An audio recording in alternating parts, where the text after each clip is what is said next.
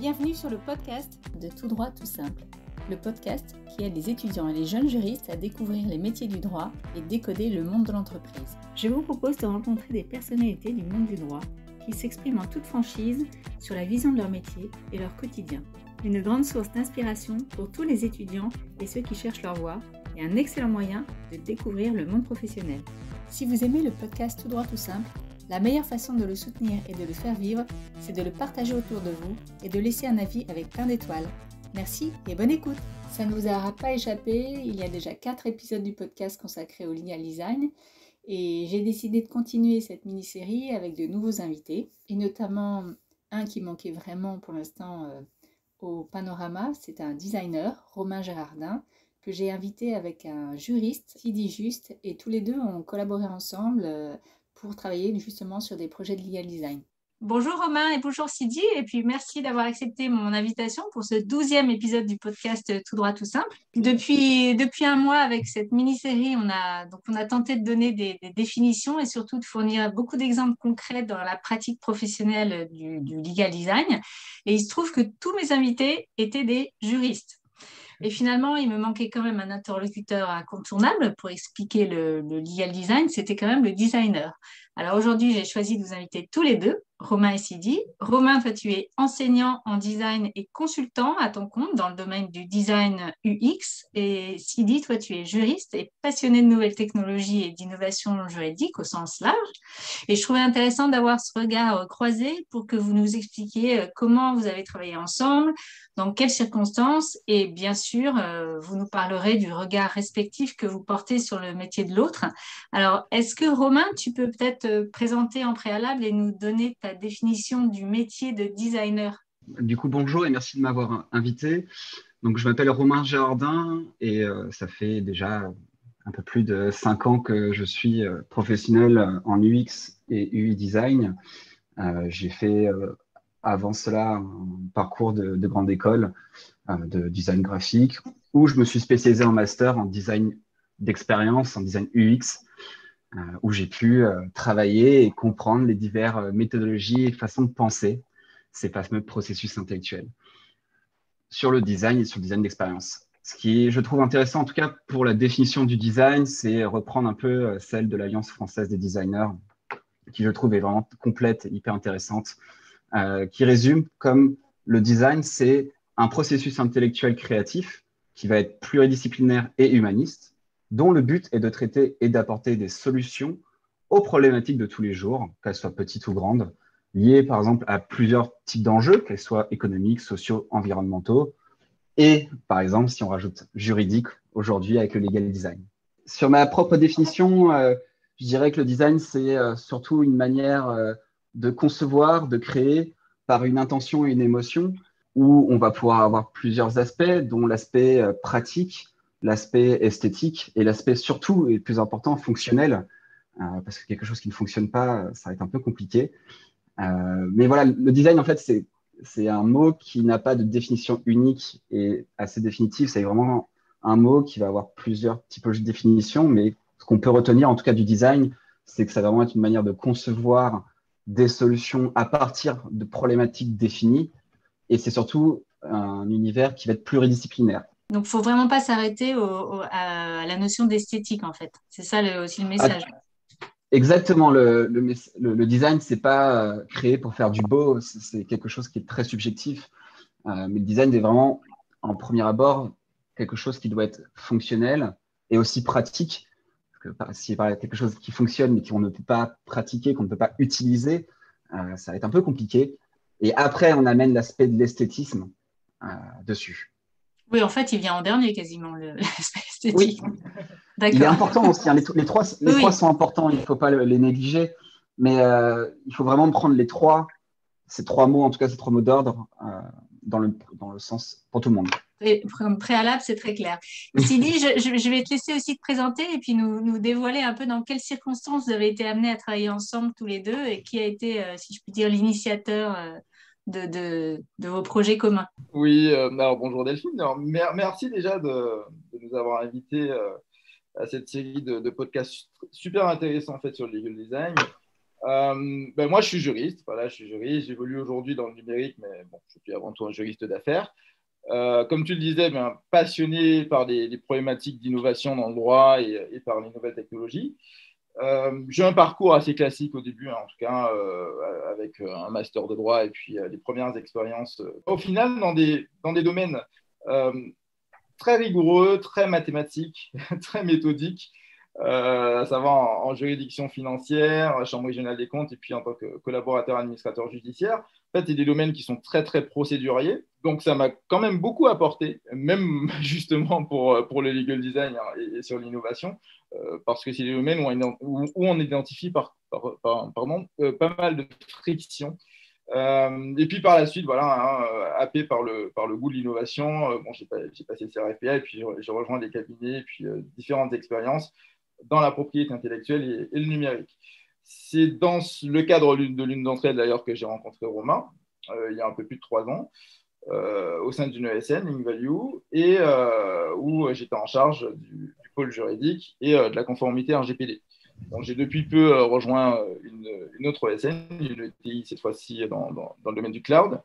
Et en fait, si je dois résumer un peu ma rencontre avec Romain, bon, j'en ai été un peu l'initiateur.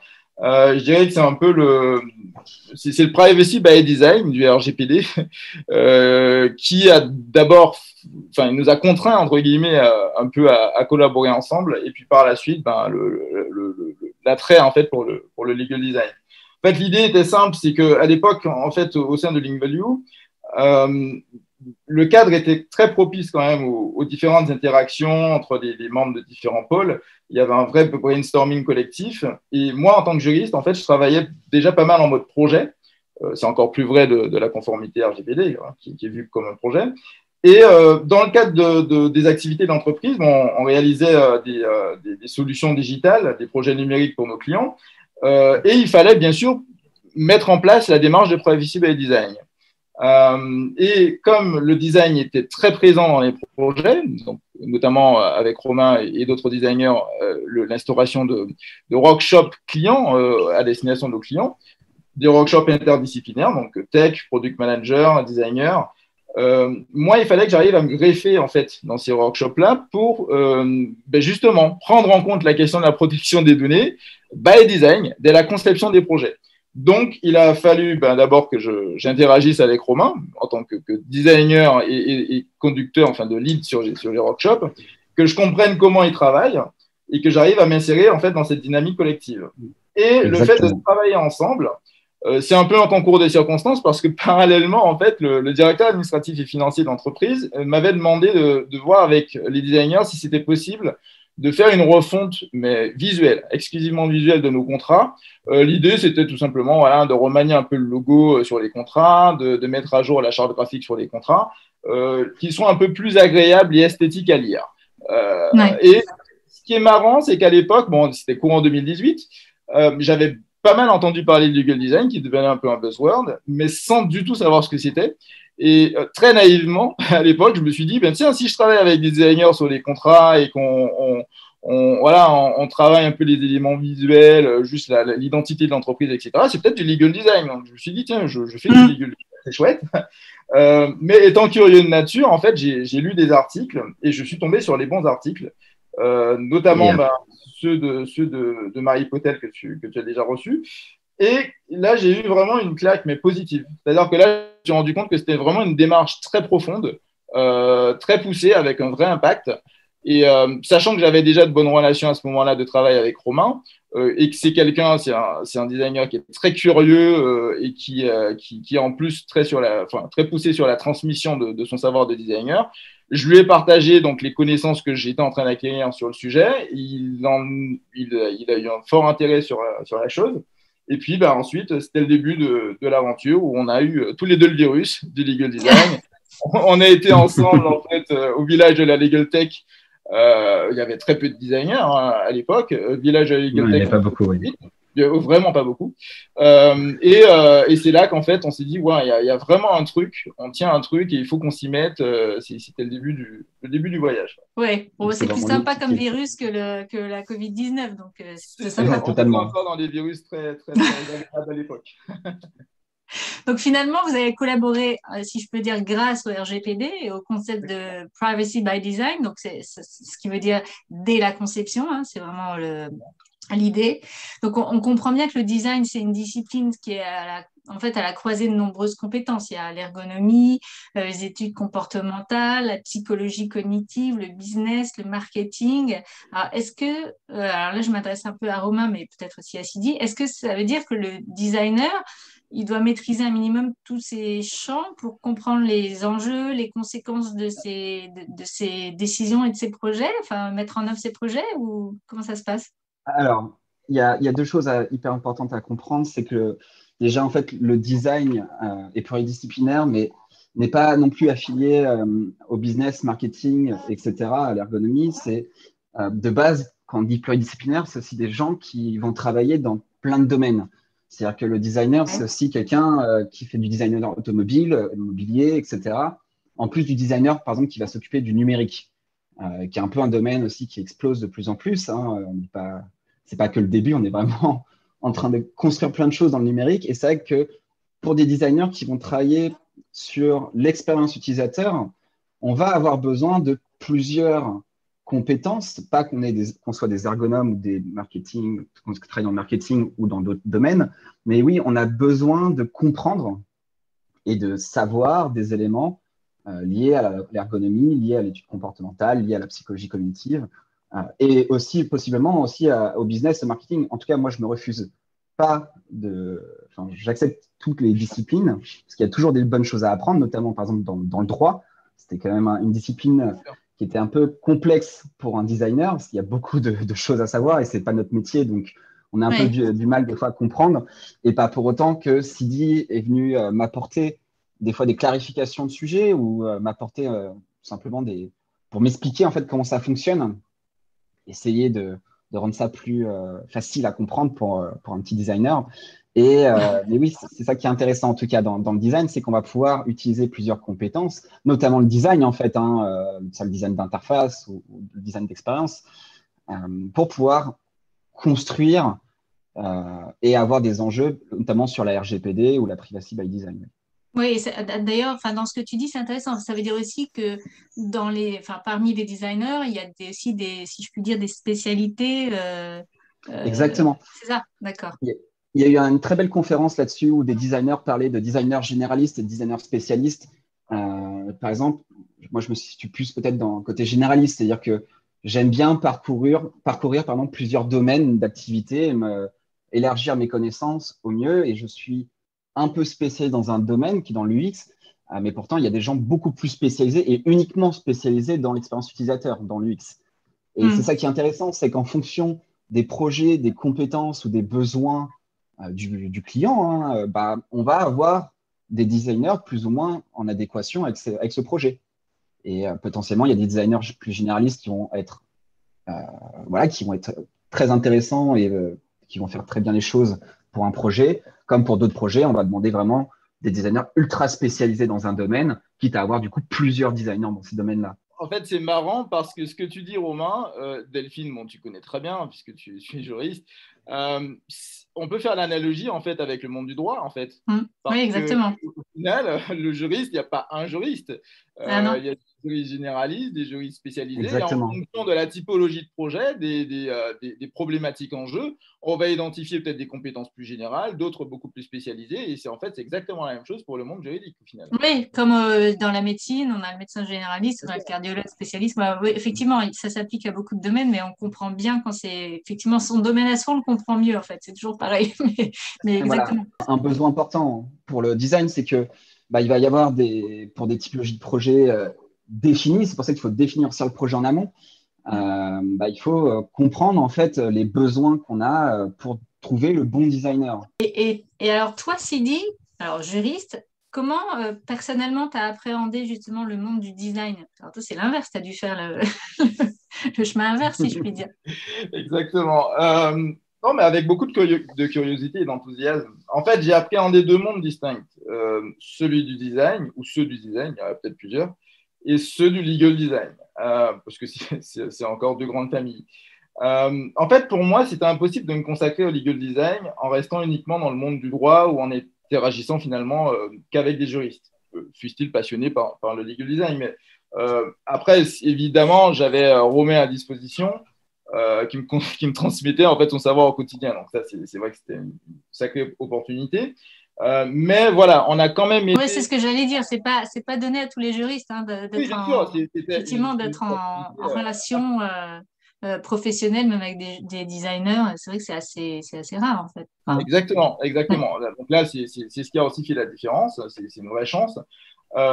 Et voilà, Romain m'a ouvert aussi à ce monde du design, c'est-à-dire qu'on a été vraiment à la rencontre de designers.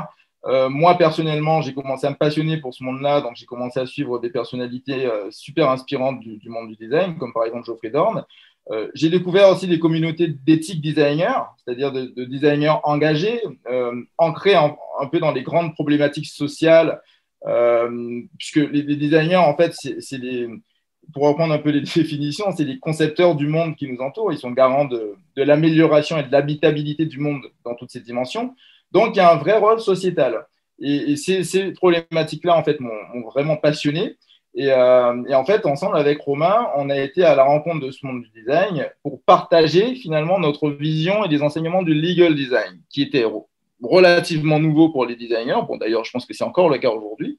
Le peu de designers, bon, je parle surtout de contrôle Romain, aujourd'hui connaissent le legal design. Donc, alors que finalement, tous ceux qu'on a rencontrés ont eu un fort intérêt pour la discipline, et notamment sa dimension sociétale. Donc, on a réalisé des talks, des interventions, notamment à la FLUPA, l'association francophone de référence pour les professionnels de l'expérience utilisateur. Et puis aussi, Romain étant enseignant, designer, donc on a eu l'opportunité en fait de consacrer des travaux de fin d'année en fait d'examen de ces élèves en design à des projets de legal design, notamment un super projet de travail en fait sur des CGV de plateformes de mise en relation entre annonceurs et influenceurs. L'idée, elle est simple, c'est que ce sont des plateformes qui sont dédiées en fait aux influenceurs. Il y a leur mise en relation avec des annonceurs et donc tout est fait pour que leur faciliter un peu la tâche entre guillemets. Sauf que quand on tombe sur les CGV, par contre, on est sur des versions de CGV même un peu arrendues pour des juristes. C'est-à-dire, c'est un PDF, un truc un peu illisible, alors que tout le reste du service, par contre, est très, très moderne, très adapté à des digital natives, que sont les influenceurs. Et donc, on a travaillé sur ce projet-là, et en fait, j'ai été très, très, très surpris par non seulement l'intérêt des élèves designers, qui n'avaient jamais vraiment fait de droit avant, mais aussi par leur créativité et leur pertinence. C'est-à-dire que c'est des gens qui ont quand même fait des recherches utilisateurs très poussées, qui ont établi des personas, et puis les rendus finaux, on a eu quand même des choses très très intéressantes, des CGV sous forme d'applications mobiles, avec des vidéos, enfin des choses qui sont justement adaptées à cette typologie d'utilisateurs que sont les influenceurs. Donc voilà, on a été à la rencontre, comme je disais, du monde du design. Donc pour moi, c'était très très enrichissant. Et puis en ce qui s'agit de la communauté legal design cette fois-ci. Il faut savoir que voilà, le legal design aujourd'hui, c'est quand même une communauté qui est mondiale. En France, bien sûr, il y a beaucoup d'acteurs, mais en fait, je peux citer par exemple le Legal Design Summit d'Helsinki, dans lequel nous sommes rendus en fin 2019 avec Romain. Et là, en fait, on a pris un vrai bol d'air frais. C'est-à-dire que, quand je dis bol d'air frais, je ne parle pas seulement de la météo d'Helsinki, mais en fait, on a vécu une expérience rafraîchissante parce que c'est un événement vraiment fondateur où il y a un vrai esprit communautaire et on constate vraiment un impact systémique du legal design à travers le monde, et que ce soit en Amérique latine, en Europe du Nord, etc.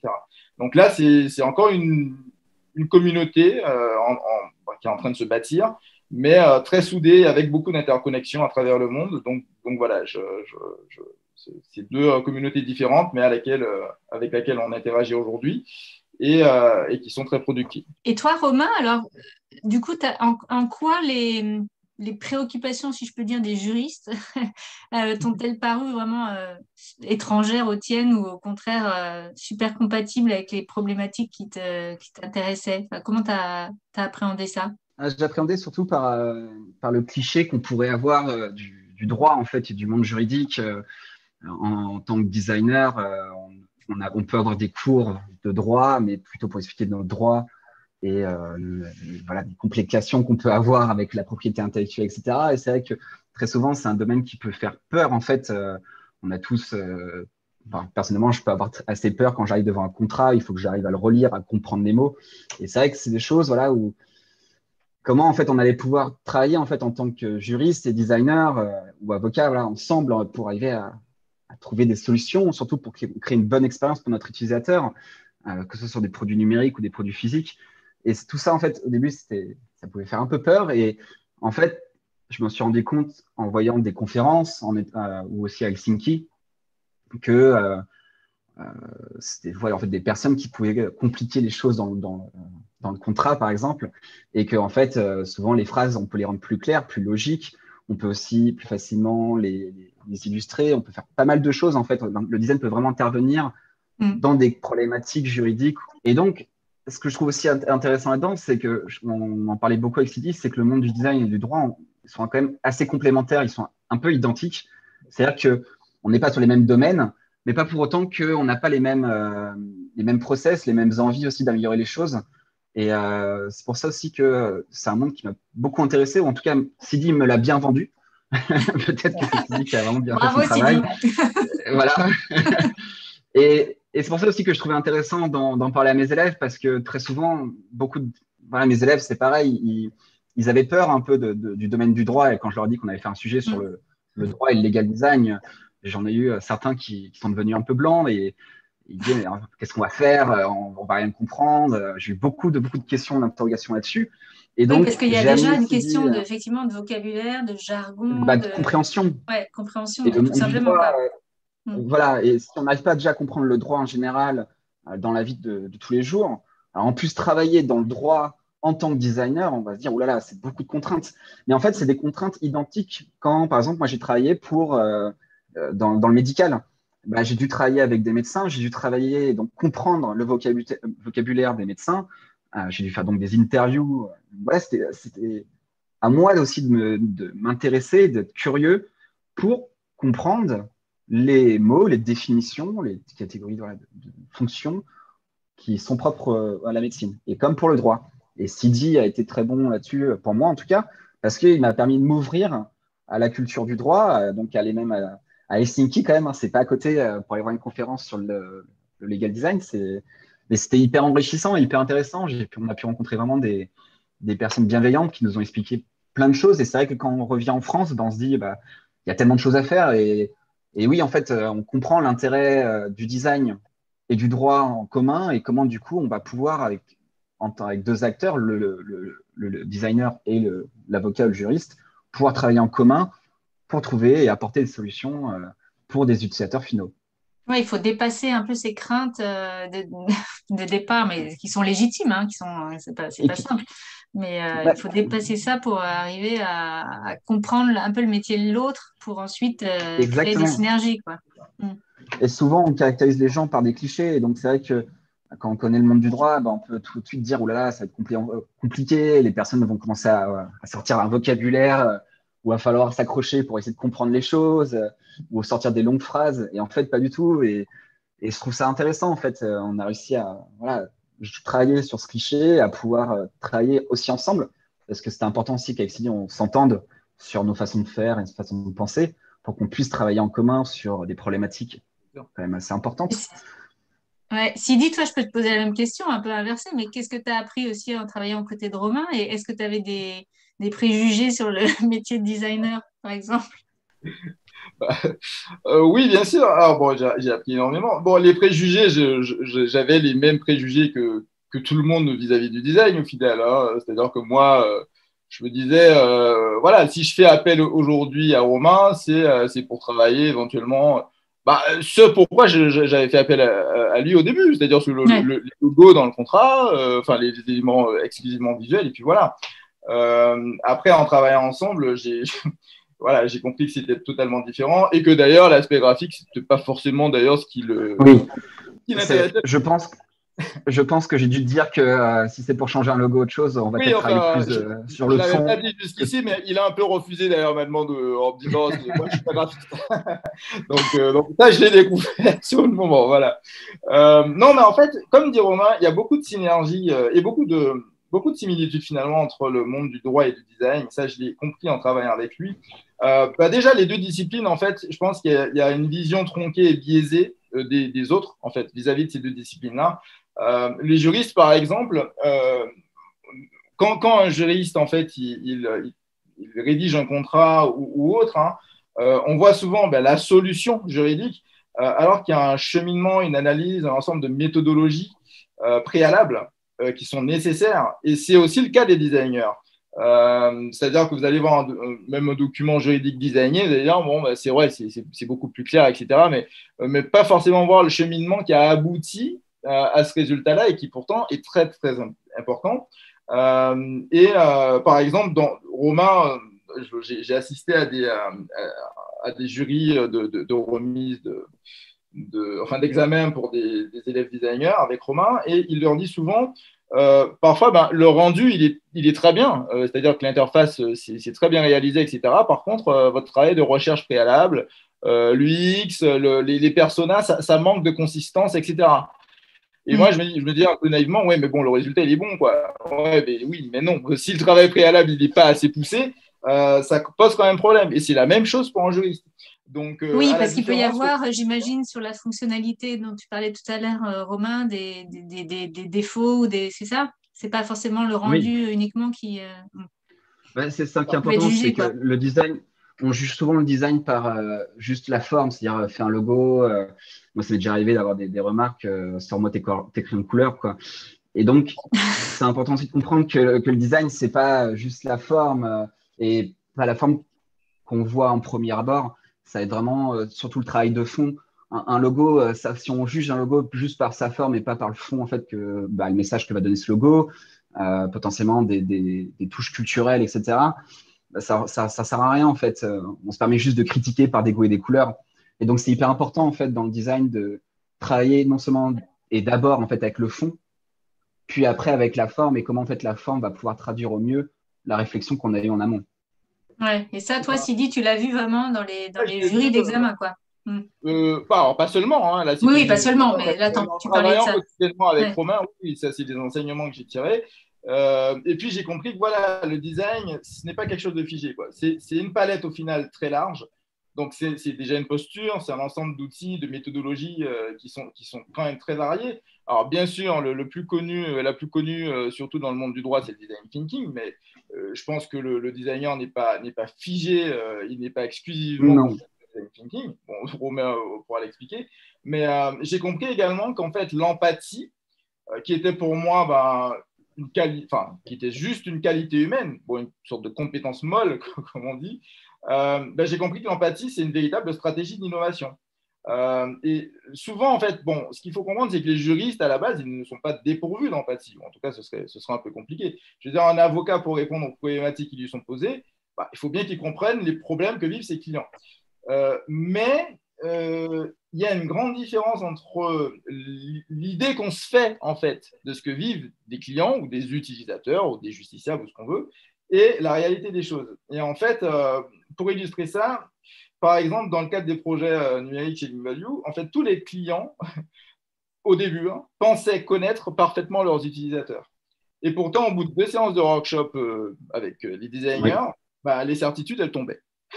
Et d'ailleurs, j'ai lu récemment un article très intéressant où c'est le fondateur d'une Legal Tech, qui est un ancien avocat, pourtant, qui a plusieurs années de barreau. Donc, il a côtoyé beaucoup d'avocats dans sa carrière. Et disait qu'il avait quand même réalisé, avant de concevoir sa solution de SaaS, il avait réalisé plus d'une centaine d'interviews de confrères avant de construire sa solution.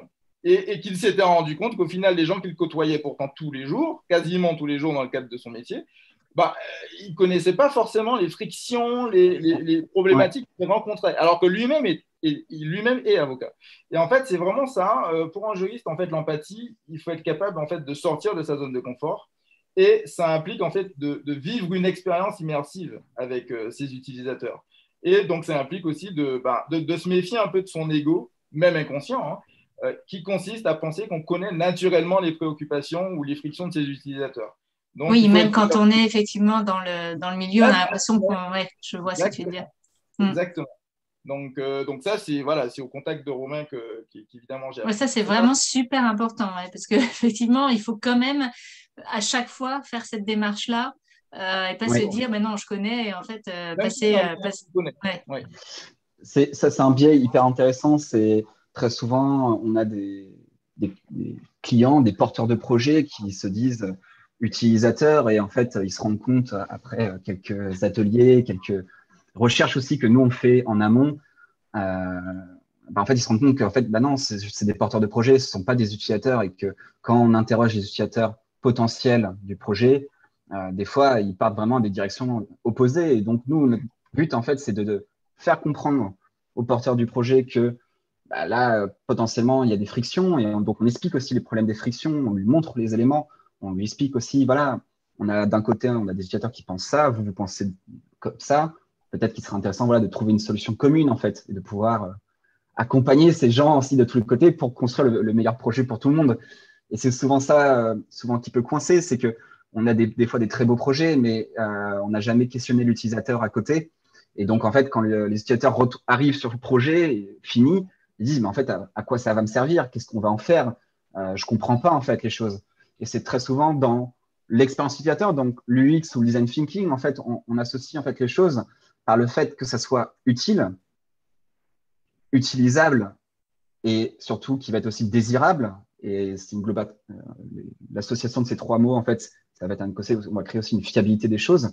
Et donc, si son produit déjà n'est pas utile, donc c'est la première base de la pyramide, on va se retrouver avec des contraintes, avec des problématiques. Et très souvent, on en voit. Donc, nous, notre métier, c'est aussi déjà de base arriver à expliquer aux porteurs du projet que est-ce que ton projet peut être utile et comment on va pouvoir amener ce projet à être utile pour les utilisateurs.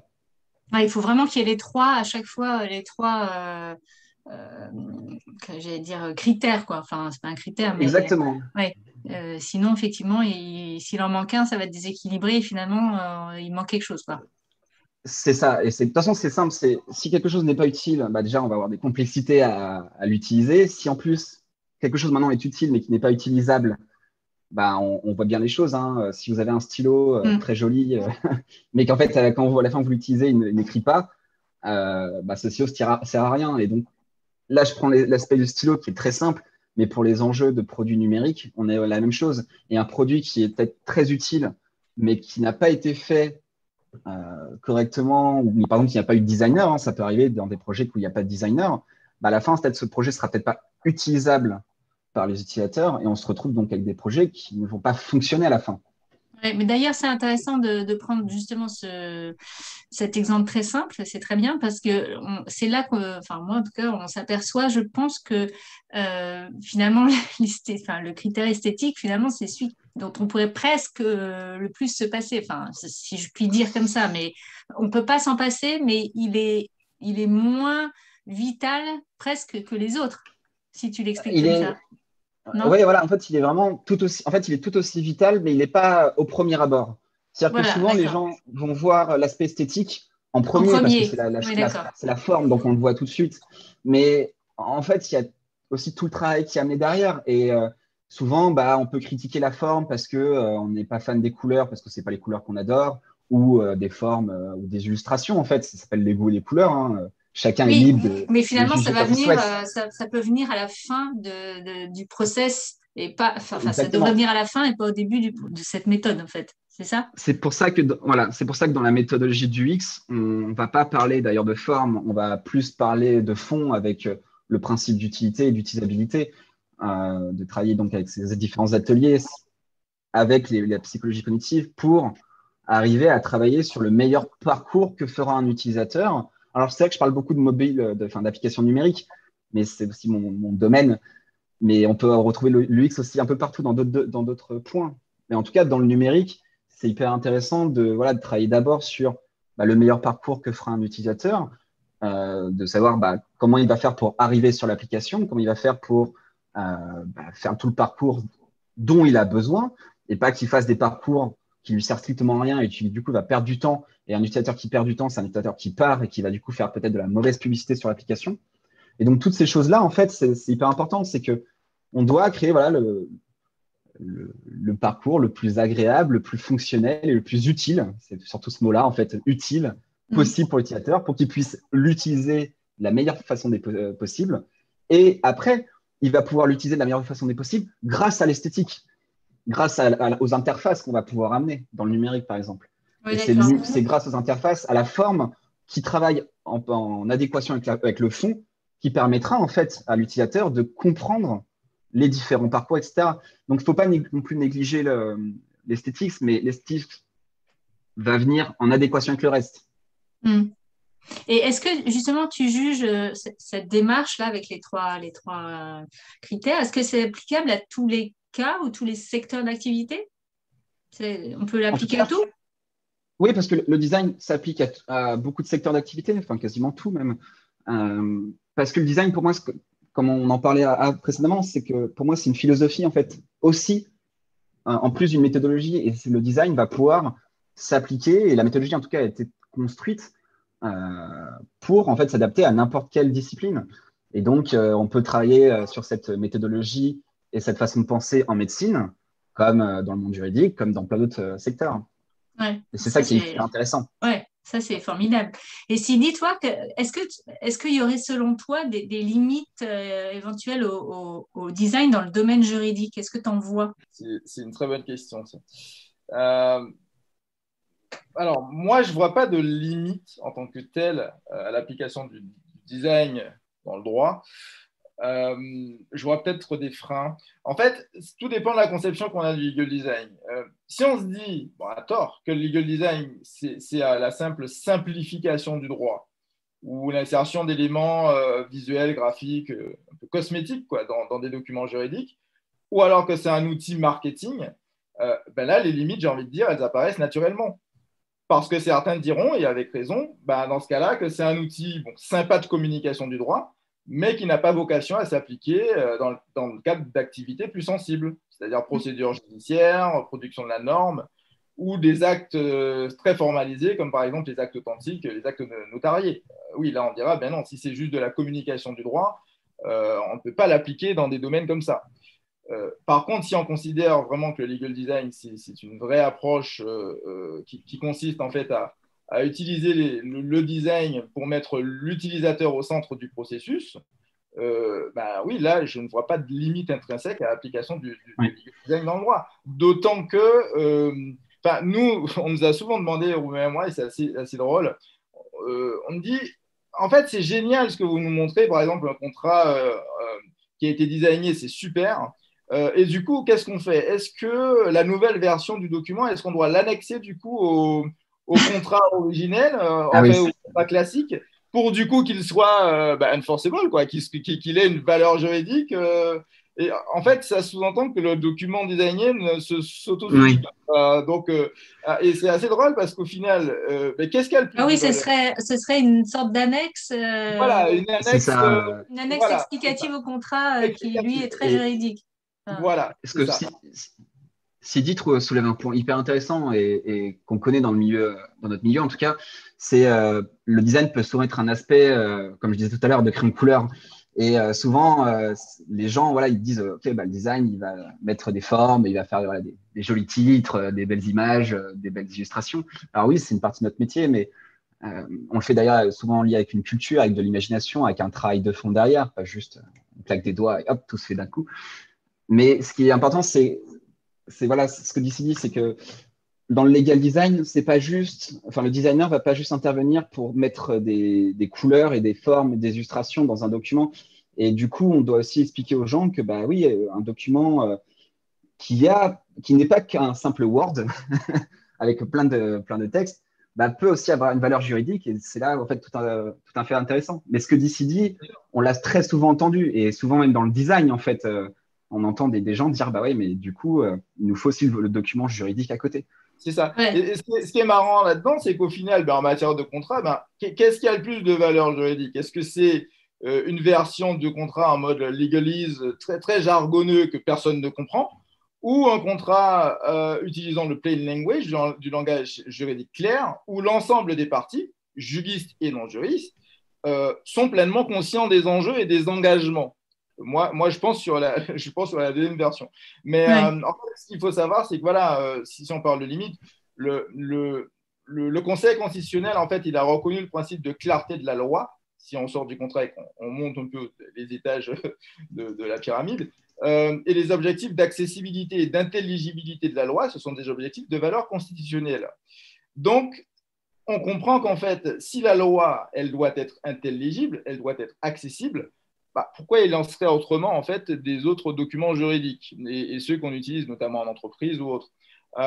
Donc en fait, non, moi je vois pas de frein, enfin, je vois pas de limite à l'application du legal design en droit. Par contre, je vois probablement des freins, notamment culturels, qui, voilà, pas empêchent, mais peut-être freinent un peu l'innovation en mode interdisciplinaire, juriste, non-juriste, etc. Mais bon, je pense que ces freins-là, ils tendent à se rabaisser au fur et à mesure de l'évangélisation du sujet et des formations qui sont en train de se mettre en place. Ouais. Enfin, on voit quand même qu'il y a un vrai effort à faire de pédagogie pour expliquer quand même, ne serait-ce qu'aux juristes, que c'est que le design en fait. Hein. C'est quand même... Et comme l'inverse, c'est hyper important aussi que les designers s'intéressent et vont voir en fait le monde juridique parce que c'est hyper important et que c'est comme ça qu'on pourra construire des équipes de designers et de juristes avocats qui pourront construire des super projets en legal design.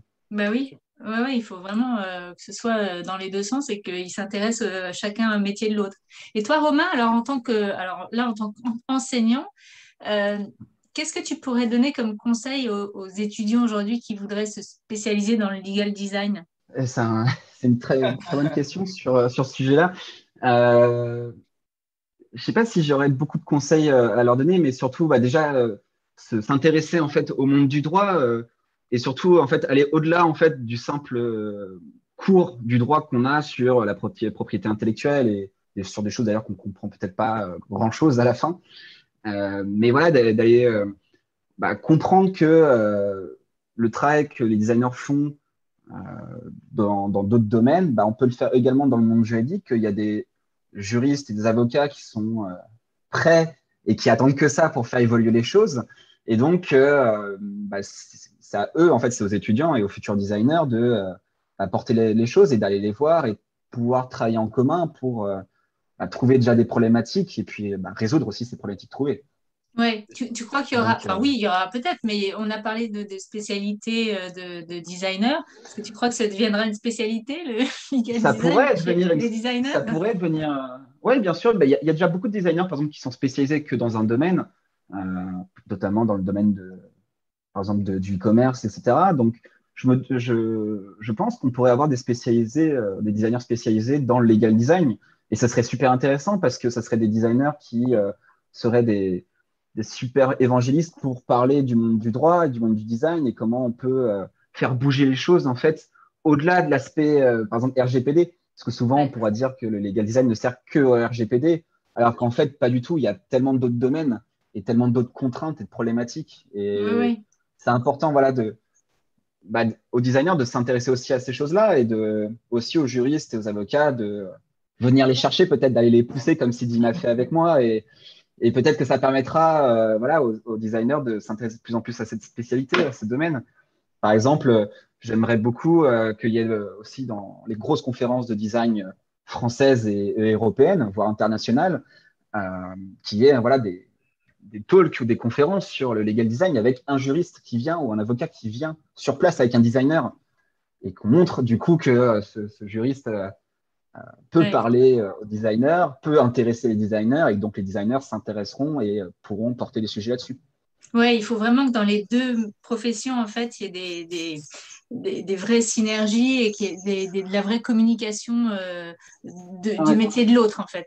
Parce que c'est comme ça que ça Totalement. va. Ouais. Ça pourra, à mes yeux, si on n'a pas en fait cette complémentarité des deux spécialistes, on aura en fait toujours des problématiques à des moments en fait. Personnellement, si je me mets à travailler dans le legal design sans juriste ou avocat, Je donne pas cher de l'aspect juridique du fichier. Alors, il aura peut-être une forme hyper intéressante, même un fond, une démarche intéressante, mais sur le fond juridique, il n'y aura pas grand-chose. Donc, c'est ça qui est hyper important. Et la même chose pour un juriste ou un avocat, en fait, s'il travaille, même en apprenant des méthodologies sur l'UX ou sur le design thinking, à la fin, il manquera quand même cette pluridisciplinarité que le designer aura. Et du coup, c'est hyper important. Il faut vraiment travailler en commun pour faire bien évoluer les choses, parce que si on travaille chacun de notre côté, on risque de créer des erreurs et créer même des biais, et ce serait dommage. Mais c'est vraiment ce qui est ressorti tout au long des différents épisodes, c'est vraiment cette pluridisciplinarité et c'est ça qui fait, j'allais dire le secret. Enfin, oui, c'est vraiment ça, la recette en fait, enfin la bonne méthode pour créer du legal design. D'ailleurs, il y a les deux mots, hein, il y a legal et il y a design, donc c'est pas pour rien, mais… Voilà, et c'est important de parler de méthode parce que en fait, dans le design, on a aussi des méthodes très faciles d'ailleurs que tout le monde pourrait apprendre et appliquer, mais le design au-delà même de la méthode, et le legal design aussi. C'est-à-dire qu'on n'est pas juste là pour appliquer une méthode, mais on est là aussi pour amener une façon de regarder les choses, une façon de penser, une façon aussi de guider les informations et de les récolter. Et donc, c'est ça qui est hyper important dans cette synergie entre le legal et le design. Sidi, toi, en tant que juriste, quel regard tu portes sur l'avenir du legal design? Moi, j'ai un regard très optimiste en fait, sur l'avenir du legal design, à condition de respecter certains critères, entre guillemets. Moi, je pense qu'il y a un effort très conséquent en fait, de transmission, de formation au legal design au profit des juristes. Cet effort-là doit être poursuivi. Et en fait, voilà, on aura des générations en fait, de juristes qui seront de plus en plus formés aux enjeux du legal design. Et à mon sens, de même qu'on a aujourd'hui l'apparition de nouveaux métiers comme les legal operations, on aura en fait des legal designers qui seront en entreprise, en cabinet. On pourra avoir des couples designers juridiques au sein de ces structures-là. D'ailleurs, il y a déjà, elles sont très très peu nombreuses, mais il y a déjà des entreprises qui ont des pôles d'innovation juridique où il y a déjà des designers et des juristes qui y travaillent, et pas que d'ailleurs. Et je pense que ça va de plus en plus se développer. Et par défaut, les juristes, les nouvelles générations de juristes auront cette palette-là, en fait, de nouvelles compétences. C'est un peu les compétences qui ont été identifiées, notamment par l'EDEC, du juriste augmenté. Le juriste augmenté aura, à côté de potentiellement ses compétences business et numériques, il aura des compétences en legal design. Mais à condition, bien sûr, d'intégrer cette pluridisciplinarité-là et bien sûr d'intégrer les designers et toutes les parties prenantes à un projet legal design. Puisque, bien sûr, comme on dit, l'interdisciplinarité, elle est très importante. Et donc, voilà, j'ai une vision très optimiste. Il faut garder, il ne faut pas avoir une vision franco-française du sujet. Je pense que la France est très, très bien représentée en termes de legal design, mais c'est une démarche totalement globale. Il y a des projets qui sont très inspirants en Amérique latine, en Australie, donc il ne faut pas du tout hésiter en fait, à y jeter un œil, comprendre les enseignements de ces projets-là, parce qu'en fait, le legal design aujourd'hui, ça reste une discipline qui est assez récente, qui est encore en construction. Et il faut avoir un œil sur l'ensemble des projets qui sont réalisés pour comprendre vraiment leur impact, là où ça a réussi, là où ça a échoué, etc. Et en fait, c'est des enseignements globaux qu'il faut en tirer. Donc, c'est que comme ça, en fait, que cette discipline-là aura un impact, l'impact qu'elle devrait avoir, en fait, sur l'industrie du droit. Et d'améliorer du coup les process et les documents, enfin tous les éléments juridiques qui méritent d'être améliorés aujourd'hui. Est-ce que Romain, tu veux ajouter quelque chose? Sinon, ce sera presque le mot de la fin. Non, il a été ultra complet là-dessus. Je n'aurais pas grand-chose à redire de plus, donc c'est bon pour moi. Ok, en tout cas, grand merci à tous les deux d'avoir participé à ce podcast, parce que c'était encore plein d'enseignements et il manquait vraiment un designer pour nous parler quand même de tout ça et un juriste qui avait travaillé avec un designer. Donc c'était un plaisir de vous avoir tous les deux aujourd'hui. Merci de nous avoir invités, c'était un plaisir pour nous également. Merci beaucoup Delphine en tout cas pour cette invitation et puis à bientôt. À bientôt. À bientôt. J'espère que cet épisode vous a intéressé. Vous retrouverez toutes les références citées sur mon site www.toutdroittoutsimple.com. Vous pouvez également suivre l'actualité de Tout droit tout simple sur LinkedIn. Si vous avez un projet, un métier, une vision du droit à partager, contactez-moi. Ah, j'allais oublier, abonnez-vous au podcast et laissez un avis si vous l'appréciez. Merci et à bientôt!